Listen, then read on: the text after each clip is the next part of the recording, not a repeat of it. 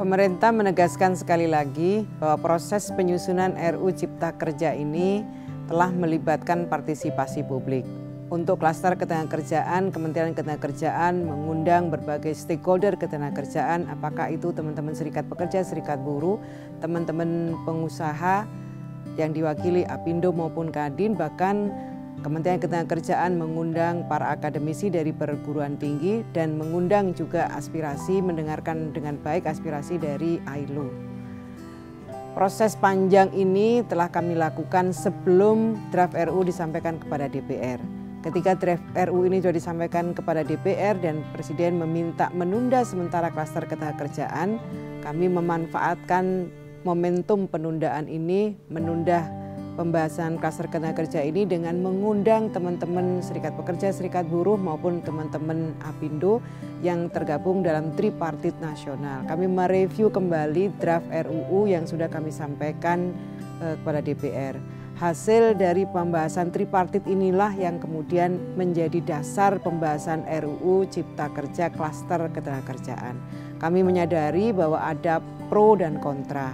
Pro dan kontra adalah hal yang wajar dalam dinamika sosial maupun politik.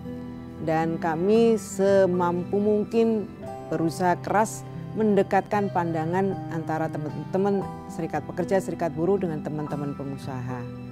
Dan pada akhirnya akomodasi itu didengarkan dengan baik oleh DPR. Kami berterima kasih sekali DPR yang secara baik memberikan kesempatan kepada seluruh masyarakat, seluruh stakeholder, termasuk stakeholder ketenagakerjaan, memberikan kesempatan untuk didengarkan pendapatnya dan juga apresiasi kepada DPR yang secara terbuka menyiarkan proses pembahasan RUU Cipta Kerja termasuk klaster ketenagakerjaan. Kita bisa melihat secara langsung, masyarakat bisa melihat secara langsung karena disiarkan melalui TV Parlemen, kemudian ada kanal-kanal media sosial yang dimiliki oleh DPR. Jadi prosesnya secara terbuka, masyarakat juga diberi kesempatan untuk menyampaikan aspirasinya. Ada prinsip umum yang dipatuhi dalam penyusunan klaster ketenagakerjaan RUU Cipta Kerja ini. Yang pertama, penyusunan ketentuan klaster ketenagakerjaan ini memperhatikan hasil putusan Mahkamah Konstitusi atas uji materi terhadap Undang-Undang 13 tahun 2003. Kemudian ketentuan mengenai sanksi ketenagakerjaan dikembalikan kepada Undang-Undang Nomor 13 Tahun 2003. Ini saya perlu sampaikan prinsip umum. RUU Cipta Kerja tetap mengatur syarat-syarat dan perlindungan hak bagi pekerja atau buruh PKWT.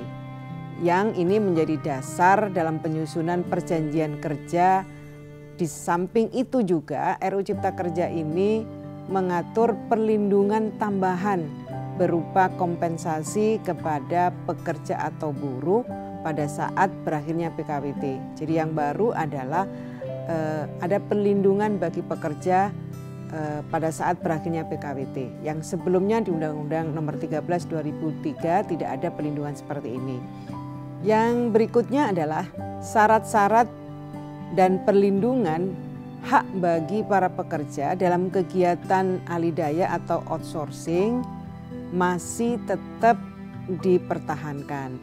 Bahkan dalam RUU ini memasukkan prinsip pengalian perlindungan hak bagi pekerja atau buruh apabila terjadi pergantian perusahaan alidaya. Hal ini sesuai dengan amanat putusan Mahkamah Konstitusi. Ketentuan mengenai waktu kerja dan waktu istirahat tetap diatur seperti undang-undang existing, Undang-Undang 13 tahun 2003. Dan menambah ketentuan baru mengenai pengaturan waktu kerja dan waktu istirahat pada sektor usaha dan pekerjaan tertentu. Hal ini untuk mengakomodir tuntutan perlindungan bagi pekerja atau buruh pada bentuk-bentuk hubungan kerja dan sektor tertentu yang di era ekonomi digital ini sangat berkembang dan sangat dinamis. RUU Cipta Kerja juga tetap mengatur hak-hak dan perlindungan upah bagi para pekerja atau buruh sebagaimana yang diatur dalam Undang-Undang 13 2003 maupun dalam PP nomor 78 tahun 2015. Selanjutnya, undang-undang ini juga memerintahkan untuk diatur dalam peraturan pemerintah. Terdapat penegasan variabel dan formula dalam penetapan upah minimum berdasarkan pertumbuhan ekonomi atau inflasi.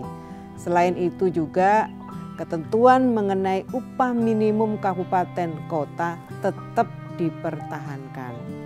Dengan adanya kejelasan dalam konsep penetapan upah minimum dimaksud, maka RUU Cipta Kerja ini menghapus ketentuan mengenai penangguhan pembayaran upah minimum. Ini yang baru yang sebelumnya tidak diatur di Undang-Undang Nomor 13 Tahun 2003. Di samping itu, dalam rangka memperkuat perlindungan upah bagi pekerja atau buruh, serta meningkatkan pertumbuhan sektor usaha mikro dan kecil, RUU Cipta Kerja ini juga mengatur ketentuan pengupahan bagi sektor usaha mikro dan kecil.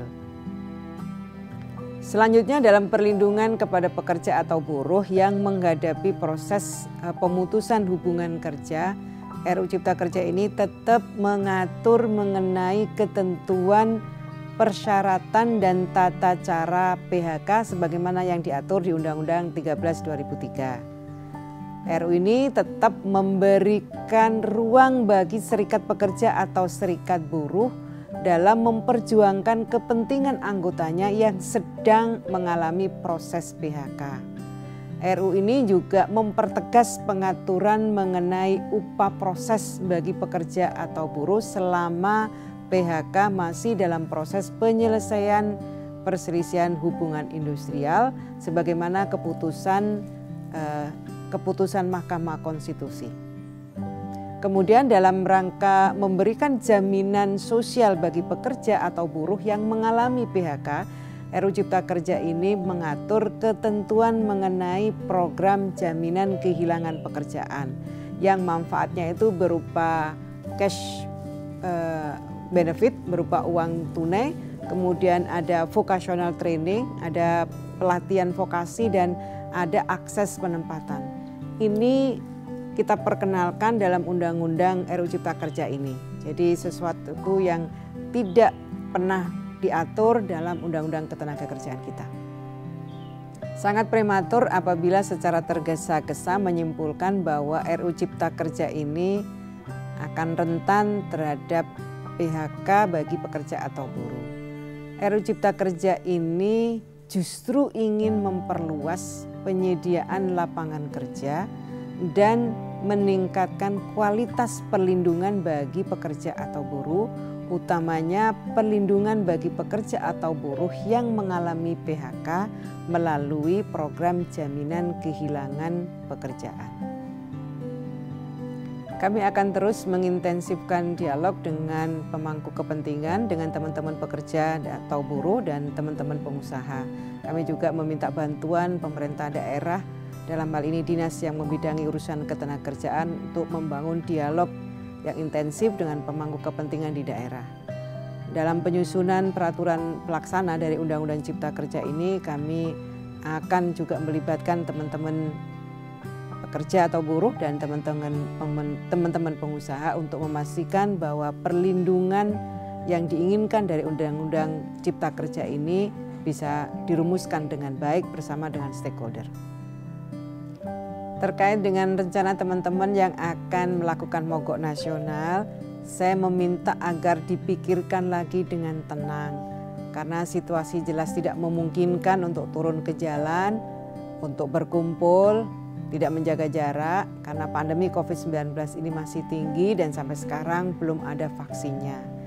Saya mengajak untuk mempertimbangkan ulang rencana mogok tersebut. Bacalah secara utuh RUU Cipta Kerja. Banyak sekali aspirasi teman-teman yang kami akomodir.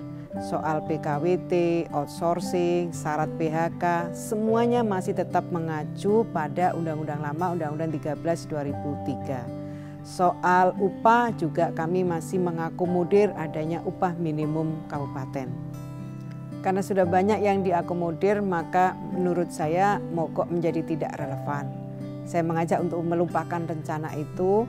Saya mengajak untuk tidak mengambil resiko membahayakan nyawa teman-teman semua. Istri, suami, dan anak-anak kalian juga butuh sehat. Mereka harus tetap kita jaga agar tetap selalu sehat. Saya kembali mengajak kita duduk bareng dengan semangat untuk melindungi yang sedang bekerja dan memberi pekerjaan bagi yang masih menganggur. Saya menunggu kehadiran teman-teman di meja dialog, bukan di jalanan. Saya percaya kita selalu bisa menemukan jalan tengah yang memenangkan kita semua. Kita harus berupaya, terus berupaya menyalakan lilin dan bukan menyalakan kegelapan.